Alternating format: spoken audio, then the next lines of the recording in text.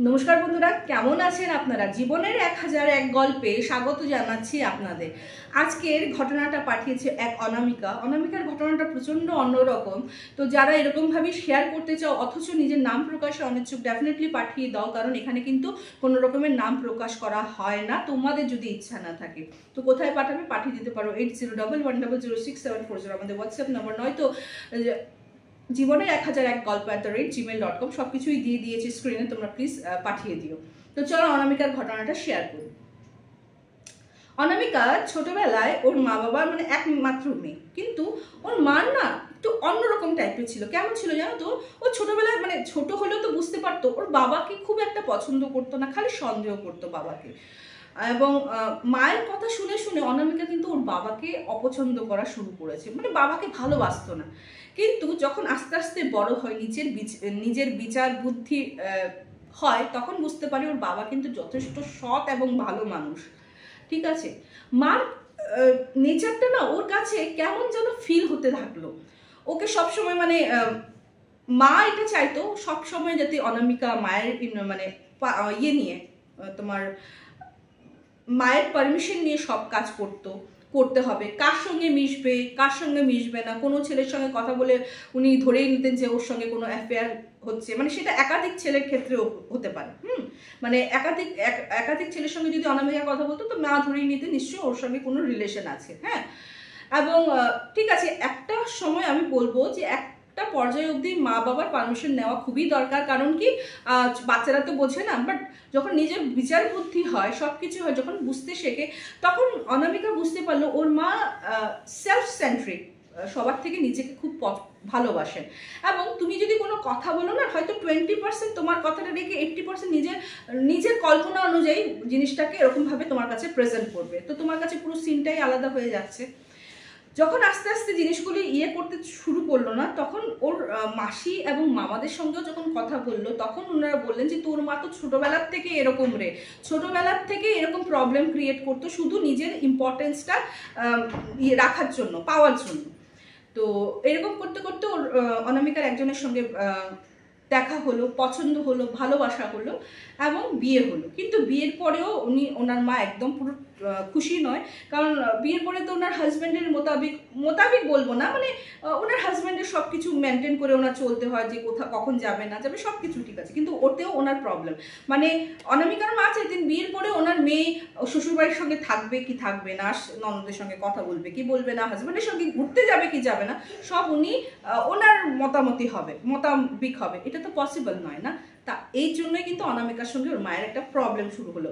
মানে সব ক্ষেত্রে উনি করতেন। মানে অনামিকা বলছেন যে আমি বুঝতে পারতাম না আমি কার কথা শুনবো, যদিও বুঝছিলাম রুমকি যে মায়ের চাওয়াটা তো দেখো স্বাভাবিক নয়, আর এটা উচিতও নয়।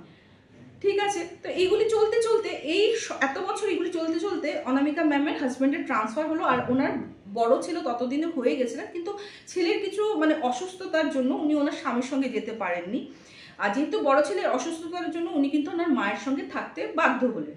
ঠিক আছে, যেমন আর কি মায়ের সঙ্গে থাকছেন, তো উনিও ওনার কন্ট্রিবিউশন করছেন, যে ওনার ছেলের খরচ, ওনার খরচ, খাওয়া খরচ সবকিছুই মা বাবাকে দিতে। যদিও ওনারা মানে মোটামুটি ভালোই আর্থিক সম্পন্ন, মানে ফিনান্সিয়ালি প্রচন্ড স্ট্রং ছিলেন, তথাপি মেয়ে যখন দিচ্ছিলেন ওনারা কিন্তু ওটাও নিচ্ছিলেন। তো এই ক্ষেত্রে এই জিনিসটা ভালো হয়েছে যে ওনার যে বলে না অনেকে যে বলে মা বাবার উপরে বসে খাওয়া, ওই জিনিসটা অন্তত ওনাকে কেউ বলতে পারেনি। ওনার হাজব্যান্ড যখন মানে এত মানে দূরে তো চলে গেছেন, মাঝে মধ্যে তোদের সঙ্গে দেখা করতে আসতেন, তখন যদি ওয়াইফকে নিয়ে বাচ্চাটাকে নিয়ে বেরোতেন কিছুদিনের জন্য, এই ধরো পুরী বাগেরা হোক বা দীঘা হোক বা মন্দারমণি বা দার্জিলিং, ওটাতেও ওনার প্রবলেম। উনি ঝগড়াঝাটি করা শুরু করতেন মেয়ের সঙ্গে, কেন গেল ওনার হাজব্যান্ডের সঙ্গে। তো অনামিকা বলছেন যে একে তো হাজব্যান্ড এত দূরে থাকে, ও তো চায় দেখো একটু আমাদের সঙ্গে টাইম স্পেন্ড করতে, একটা প্রাইভেট একটা টাইম স্পেন্ড করতে, তাই যেতাম। তাতেও আমার মা এরকম প্রবলেম করতো, আমাদেরকে এরকম ভাবে হেনস্থা করতো। স্বামী বুঝতে পারতেন, কিন্তু ওনার পক্ষে চাকরি ছেড়ে এখানে আসা পসিবল না, আমার পক্ষে ছেলেকে এরকম ভাবে রেখে ওর কাছে যাওয়া পসিবল না, ছেলের তো পুরোপুরি দেখতে হতো অনামিকা ম্যাম। তো এরকম প্রবলেম করতে করতে তখন হাজব্যান্ড যখন আবার ব্যাক করলেন কলকাতায়, তখন ওনারা বললেন যে না, আমরা অন্য বাড়ি দেখে আমরা চলে যাব। তো ওনারা অন্য একটা ফ্ল্যাট কিনে ওনারা চলে গেছেন, ওইখানেই এখন থাকেন। কিন্তু তথাপিও ওনার মায়ের যে হস্তক্ষেপ কমেছে তা নয়, এই ক্ষেত্রে তোমরা বলতে পারো যে নিশ্চয়ই মানে ভদ্রমহিলার সাইকোলজিক্যাল প্রবলেম আছে, কনসাল্ট করা দরকার বা কাউন্সিলিং করানো দরকার। একাধিকবার অনামিকা কিন্তু ওনার মাকে কাউন্সিলিংয়ের জন্য নিয়ে গেছেন, বাট মানে ডক্টর উনিও হার মেনে নিয়েছেন, বলছে ওনাকে না যেগুলি আমি দেই, মানে যেগুলি পড়তে বলি উনি ওনার ঠিক অপোজিট করে, ডক্টরের কথা ঠিক খেলাফ গিয়ে অপোজিট করে, তো উনি কিওর হবেন কি করে, উনিও হাল ছেড়ে দিয়েছেন। তো এইভাবেই কিন্তু অনামিকা ম্যামের জীবনটা যাচ্ছে। তো এই ক্ষেত্রে সবসময় আমি একটা কথা সোশ্যাল মিডিয়াতেও শুনি যে মেয়ের মা বাবার জন্যই মেয়েদের ঘর ভাঙে। তো এই ক্ষেত্রে আমি বলবো যদি অনামিকা ম্যাম স্ট্রং না হতেন, বা উনি যদি বুদ্ধি করে দুটা জিনিসকে যদি মানে হাজব্যান্ডের ক্ষেত্রে অ্যান্ড অলসো নিজের বাবার বাড়ির ক্ষেত্রেও দুটাকে যদি সামঞ্জস্য না রেখে চলতে পারতেন না, ওনার জীবনে হয়তো এই প্রবলেমটা এসেই যেত। কারণ মানে উনি তো বুঝতেই নারাজ, উনি মানে স্টিল এখনো মানে অনামিকা ম্যামের যে দুই সন্তান আছে ওনারা কিন্তু দিদিমাকে একদমই পছন্দ করেন না, কারণ ওরা তো দেখছে ছোটবেলা থেকে ওর মা দিদিমার জন্য কিভাবে ভুক্তভোগী। তো সব দেখো, আমরা মা বলতে আমাদের চোখে কিন্তু অন্যরকম একজন আইডিয়াল একটা পার্সনের ইয়ে থাকে, কিন্তু কিছু হয়তো 100 ভাগের মধ্যে 1% হয়তো এরকম মারাও থাকেন। কিন্তু এই ক্ষেত্রে একটা কথাই বলবো যে ওনার বুঝতে হবে, কিন্তু উনি তো বুঝতেই নারাজ, উনি তো ডক্টরের কথাই শুনতে চাইছেন না, তো আমাদের কথা আর কি শুনবে।